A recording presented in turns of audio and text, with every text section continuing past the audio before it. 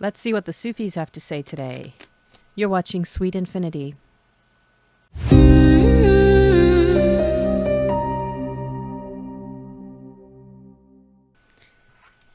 Welcome to Sweet Infinity, and welcome back if you are a regular viewer. Thank you for coming back. Today I'll be reading from the Sufi Tarot by Aida Hussein. Just a lovely little deck, beautiful artwork, has a guidebook, nice big cards, a little big for my hands, but you know, I manage. And the artwork is evocative.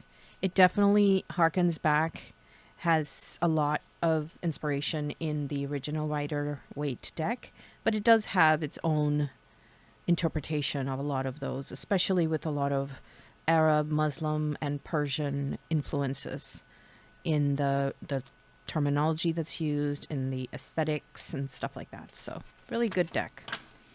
I'll shuffle and we'll get started. While I shuffle, I hope that you will take a minute to subscribe to this channel and hit the little bell icon so that I can let you know whenever there's a new video that comes up. YouTube will let you know, actually, and you'll be able to stay in touch. If you haven't before, please also leave a comment and let me know if you like different decks from different parts of the world that are sort of multicultural. I've been thinking of collecting more decks like that from China and other places like that. So let me know what you think of that and if you own any decks like that. Okay, so let's pick some cards. Let's see how it goes today. I will just spread them.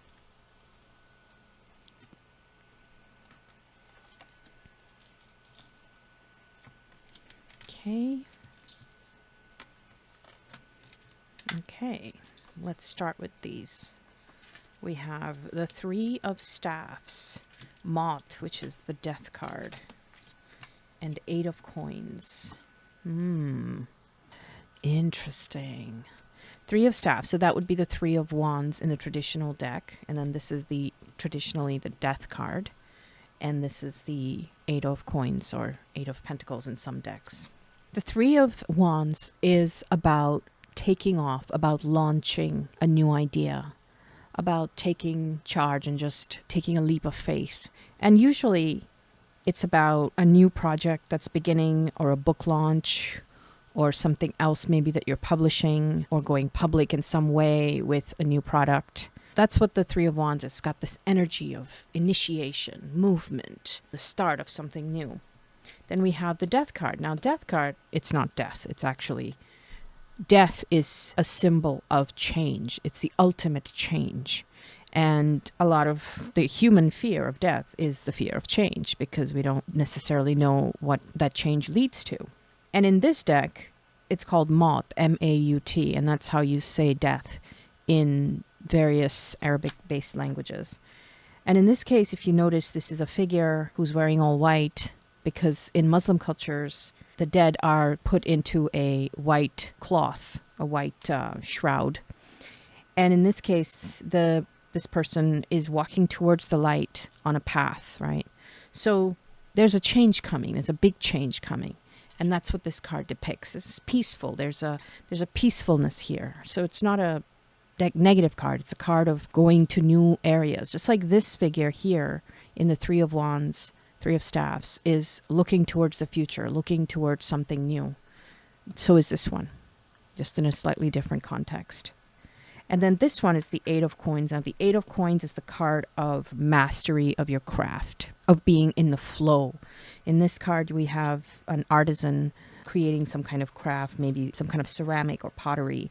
And then in the back here, we have a Sufi dervish dancer who is just in a mystical trance. That's what the dance is about, right? It's about being so enamored and in love with the universe, with God, with existence, that one just becomes in a trance-like state, drunk on the knowledge that one is part of this amazing universe full of everything that exists. So that kind of flow, that kind of sense of oneness and connectedness is also in the artisan. When the artisan is just deep at work, focused, this is a card of focus.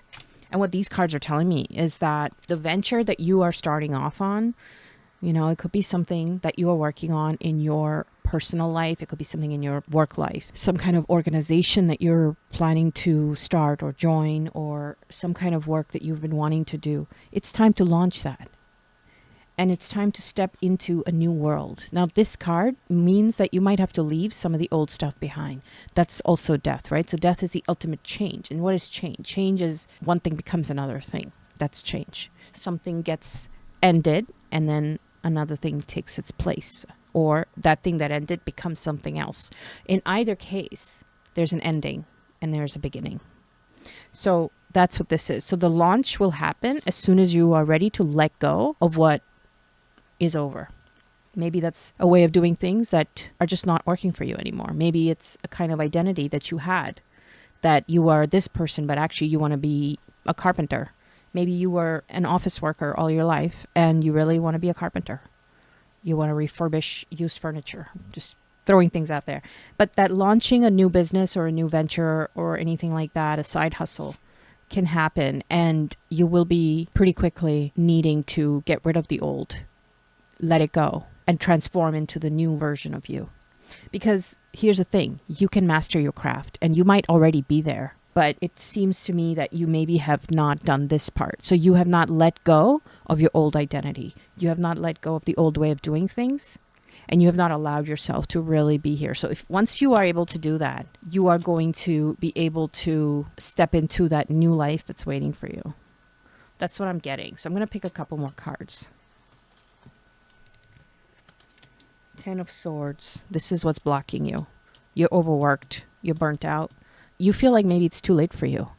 That's also what I'm getting, is that there's some kind of age issue where you feel like you are not able to get to where you want to go. But this is the Nine of Coins. The Nine of Coins is a card of abundance, of looking at all that you have. It could be that you might not think that you have something to show for what you have given, and that's what I'm seeing here, but you actually do. And if you were to look in a different direction, you know, like this woman is sort of huddled in on herself, and this one is looking up at the sky and looking at the tree and the abundance that she has.